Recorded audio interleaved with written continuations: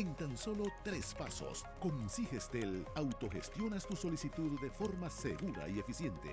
Habilitado con Atel, telecomunicaciones para el impulso nacional.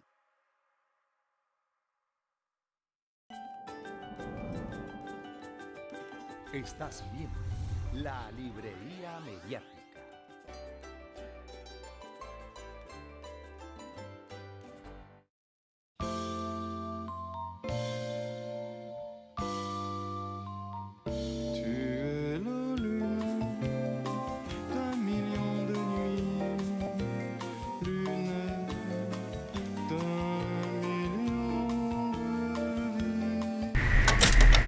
Reposición de programas de la Librería Mediática, ciclo Para Volver a Ver, fin de 2023 e inicio de 2024. Antes de continuar, vamos a referir el mito de Prometeo y algunas películas que, inspiradas en Frankenstein o el moderno Prometeo, el libro de Mary Shelley, se han realizado por décadas.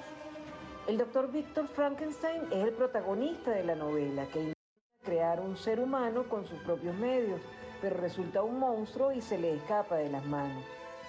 Prometeo es un personaje de la mitología griega que se rebela contra los dioses del Olimpo, intentando crear al ser humano semejante a los dioses, robándoles el fuego sagrado de la vida para ser usado por toda la humanidad. Es decir, se rebela intentando constituirse a él mismo en un dios. Argumentos estupendos para películas que se han venido haciendo desde los inicios del cine. Comentamos algunas.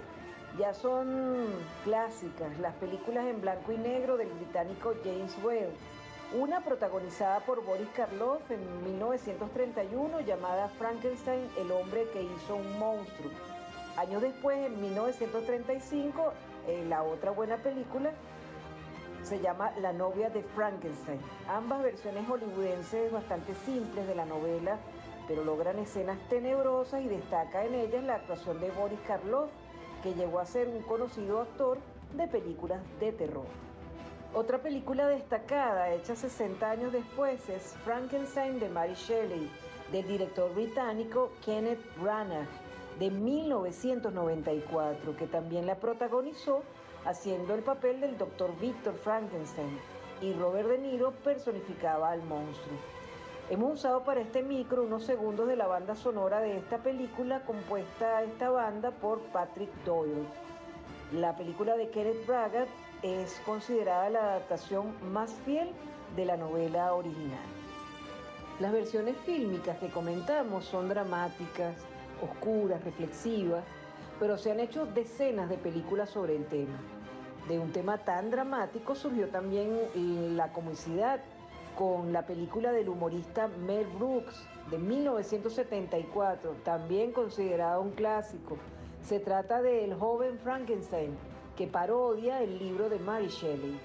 Entre los protagonistas de esta película destacan Gene Wilder como el nieto de Víctor Frankenstein y el característico Marty Feldman.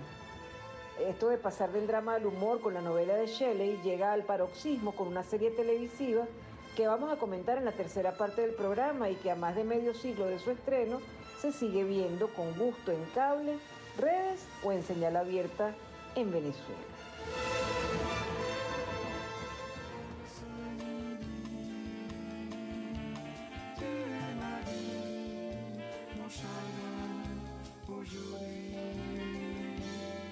Sí, hablemos de las películas que se han generado desde esta novela.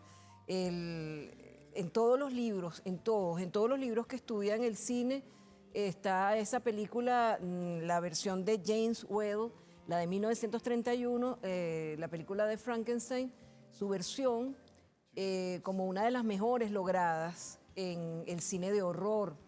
James Whale está referido acá en este libro de la historia del cine, publicado hace unos años por Editorial Blume. Es un libro muy completo y aquí nos cuentan, por ejemplo, que James Whale, que nació en 1889 en Dudley y murió en 1957 en Los Ángeles, decía que estaba influido por los expresionistas alemanes, fue pionero en el uso de la cámara en movimiento, era británico-estadounidense y dirigió 20 películas, entre ellas esa de 1931 que referimos, que es una de las mejores versiones, una de las más terroríficas de este mito ya, ese monstruo creado por el doctor Frankenstein. Y luego La novia de Frankenstein, que aquí tenemos un fotograma de esa película. Más adelante hizo esa película en 1935, también una reelaboración de la novela de Mary Shelley y otras películas de terror. Son clásicos de terror dentro del cine occidental. Y luego pasamos a comentarles que en este libro que tenemos nosotros acá, lo refieren también a James Whale y nos dicen que precisamente esa película del Dr. Frankenstein no ganó el Oscar, que es una gran mentira, que nosotros siempre estamos validando, hablando de ella. En este momento lo estoy haciendo yo, pero en sentido de no validar esa gran mentira que son los premios Oscars, que son simplemente convenios, acuerdos de la Academia de Cine de Estados Unidos para lograr fines comerciales. Un gran espectáculo en el cual, bueno, lo que a ellos les conviene, pues será lo que va a ganar el Oscar, a veces de buena calidad, a veces no. Aquí está referida en las 100 mejores películas del siglo de Barry Norman, editorial Cúpula. Aquí está referida la película, la principal versión, aunque como vieron en el micro, luego Kenneth Branagh hizo una película muy fiel a la historia original. Y hay una película anterior al Dr. Frankenstein. Aquí está, esto es un clásico, ¿no? El laboratorio del Dr. Frankenstein, el monstruo y toda la maquinaria que se había inventado supuestamente para darle vida, y el monstruo terrorífico, que esa película tuvo que ser depurada porque era muy fuerte, y recién, muchos años después, fue que la versión completa se llevó al cine propiamente, sin cortes, para que las personas pudieran disfrutar o sufrir todas las escenas terroríficas que se habían quitado en la época original. Pero nos dice aquí este libro que la primera película sobre el tema de Frankenstein fue realizada por Thomas Edison en 1908 o 10, con Charles Ogle en el papel de la criatura, del monstruo. Existieron una o dos versiones mudas más, pero la producción James Whale en 1931 resultó ser la definitiva y estableció en la práctica el género del cine de terror. El papel de la criatura sin nombre se ofreció a Bela Lugosi, que ya había protagonizado Drácula. Recuerden que el antecesor de Drácula está también en esa reunión de Lord Byron y sus amigos, donde John Polidori hace el libro del vampiro y es el antecesor de esa novela definitiva que es Drácula. Entonces Bela Lugosi rechazó el papel y lo tomó Boris Karloff. Una película realmente espeluznante, no tuvo ninguna postulación al Oscar, y la ganadora del Oscar en ese momento fue Grand Hotel. Es una película de 71 minutos en blanco y negro.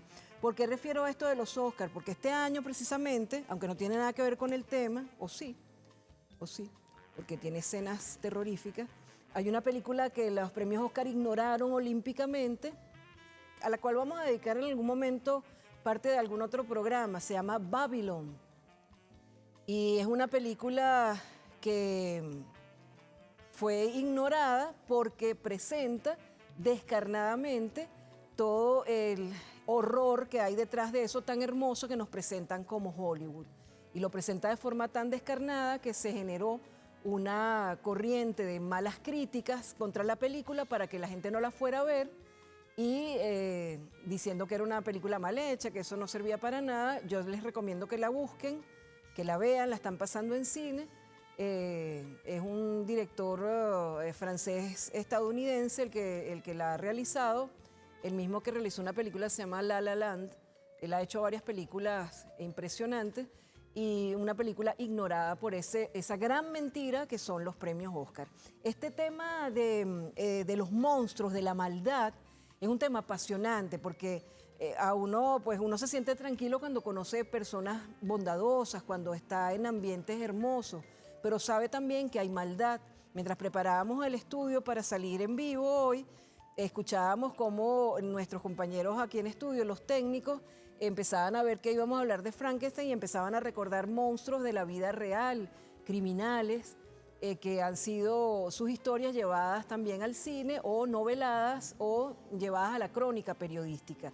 Es un tema apasionante, es un tema que mueve la conciencia y es un tema que interesa a muchos lectores. De hecho, generalmente cuando uno está chamo, se inicia con las novelas de terror y las novelas de amor, esos dos extremos de la creación y esos dos extremos de los sentimientos humanos que nos capturan porque son parte de la realidad que vivimos. Yo recuerdo que estaba leyendo una vez un relato de Edgar Allan Poe y estaba sola en la casa, tendría como 12 años, y en el relato decía: y en este momento que estás leyendo esto, estoy detrás tuyo y ya vas a ver lo que te voy a hacer, te voy a agarrar por el cuello. Entonces yo temblaba y hasta que yo dije, bueno, un momento, si tú estás en un libro, pero son cosas que a uno lo impresionan porque sabe que puede haber esa maldad. Y en el caso de Frankenstein, yo recuerdo cuando era niña, leí el libro, vi la primera película, esa película a la que le quitaron esas escenas terribles, sobre todo el encuentro de ese monstruo que no tiene conciencia humana y que en cierto modo es una especie de inocente, el encuentro de él con una niña que tiene un desenlace desastroso.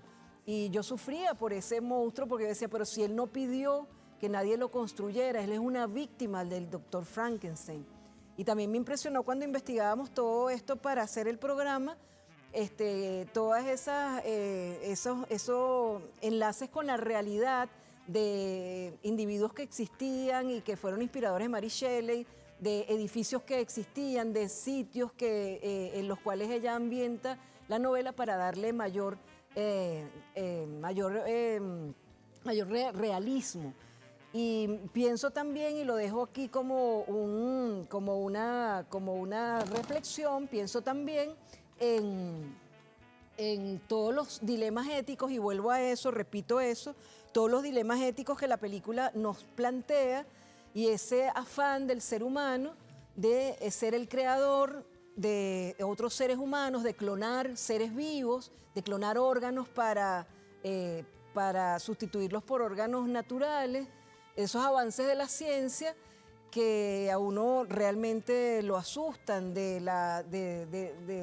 ese afán por conservar la vida, que es muy natural, por nuestros miedos, por lo que a veces no tiene explicación, aún la ciencia no ha comprendido realmente el origen de la vida y el porqué de la muerte, y las respuestas que seguimos nosotros buscando en libros, en ficción, en la filosofía, en la religión, en la ciencia, de modo que, bueno, esto es realmente apasionante y lo dejo allí. La próxima parte del programa nos vamos a reír un poco porque ha sido todo muy dramático, ¿verdad? Pero el humor también ha rodeado esta historia trágica que ha sido versionada al humor de una forma, bueno, bastante bien lograda. Ya venimos con más de la librería mediática. Soy María Elcira Matute.